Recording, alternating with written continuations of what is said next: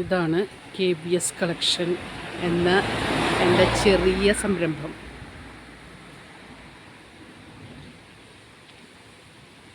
എൻ്റെ വീടും കടയും തമ്മിൽ ഒരു മതിലിൻ്റെ വ്യത്യാസം മാത്രമേ ഉള്ളൂ. മതിലിൻ്റെ അപ്പുറത്തും അപ്പുറത്തുമാണ് കടയും വീടും. ഇതിൻ്റെ ഫ്രണ്ടിൽ ഞങ്ങൾ ഒരു റോസ്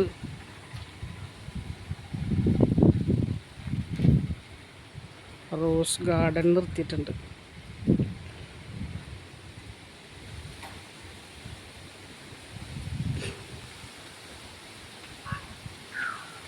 രാവിലെ 9 മണിയാകുമ്പോഴേക്കും കട തുറക്കും.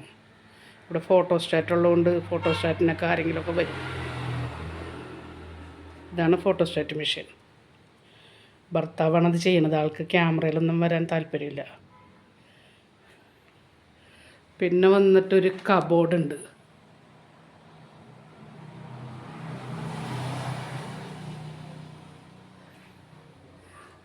ഇപ്പുറത്തെ സൈഡിൽ കബോർഡ് നമ്മൾ പണിത് വെച്ചേക്കണം, ഗ്ലാസ്സൊക്കെ ഇട്ട കബോർഡ്. ഇതിൻ്റെ അകത്ത് മാക്സികളൊക്കെ തയ്ച്ചിട്ടാണ് വെച്ചേക്കണത്. ആൾക്കാർ വന്ന് വാങ്ങും. പിന്നെ അത്യാവശ്യം കുറച്ച് ലൈനിങ് പീസുകൾ, ലൈനിങ് തുണികളൊക്കെ ഉണ്ട്.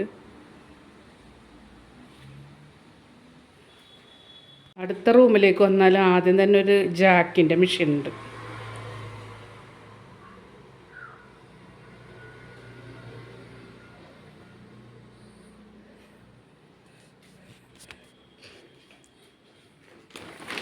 പിന്നെ വന്നിട്ട് എൻ്റെ ഉഷ ജിനോമിൻ്റെ ഒരു മെഷീനാണുള്ളത്. അതുകൊണ്ട് ഞങ്ങൾ ലോക്ക് മെഷീൻ വാങ്ങിച്ചില്ല. അതിനകത്ത് തന്നെയാണ് ലോക്ക് ചെയ്യണത്.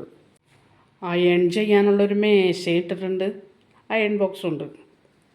അപ്പോൾ ഇവിടെ ഉള്ള കബോർഡിൽ നൈറ്റി മെറ്റീരിയലാണല്ലോ ഇവിടെ കൂടുതലുള്ളത്. നൈറ്റി മെറ്റീരിയൽസ് ഉണ്ട്, ലൈനിങ് ഉണ്ട്, അണ്ടർ ഗാർമെൻറ്റ്സ് ഉണ്ട്, ബ്ലൗസ് പീസുകൾ, അങ്ങനെ കുറച്ച് സാധനങ്ങളൊക്കെ ഈ കബോർഡുകളിൽ നിരത്തി വെച്ചിട്ടുണ്ട്. പിന്നെ വന്നിട്ടൊരു ജാക്കിൻ്റെ തന്നെ, ഇത് പഴയ വേർഷനാണ് ഈ മെഷീൻ. ജാക്കിൻ്റെ തന്നെയാണ് ഒരു മെഷീനുണ്ട്. പിന്നെ ഇത് വന്നിട്ടൊരു കട്ടിങ് ടേബിളാണ്. കട്ടിങ് ടേബിൾ വലുത് വേണമെന്ന് ഞങ്ങൾക്ക് കട തുടങ്ങുമ്പോഴേ ഒരു നിർബന്ധം ഉണ്ടായിരുന്നു. അതായിരുന്നു വലിയൊരു കട്ടിങ് ടേബിൾ. നമ്മുടെ എല്ലാ ആവശ്യങ്ങളൊക്കെ നടക്കും കട്ടിങ് ടേബിൾ.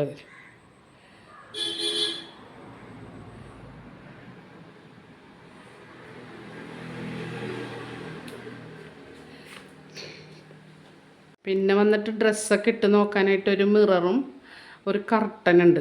അപ്പോൾ അത് വലിച്ചിട്ടിട്ടുണ്ടെങ്കിൽ നമുക്ക് ഡ്രസ്സൊക്കെ മാറിയിട്ട് അത് നോക്കാൻ പറ്റും. ഈ പാകം വലുതാണോ ചെറുതാണോ എന്നൊക്കെ നോക്കാൻ പറ്റും.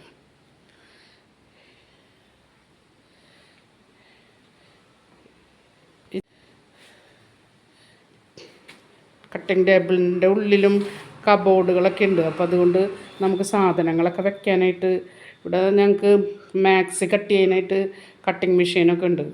അതൊക്കെ വെക്കാനൊക്കെ ആയിട്ടുള്ള സൗകര്യങ്ങളുണ്ട്. ഇത്രയൊക്കെയാണ് എൻ്റെ കടയിലുള്ള സാധനങ്ങൾ.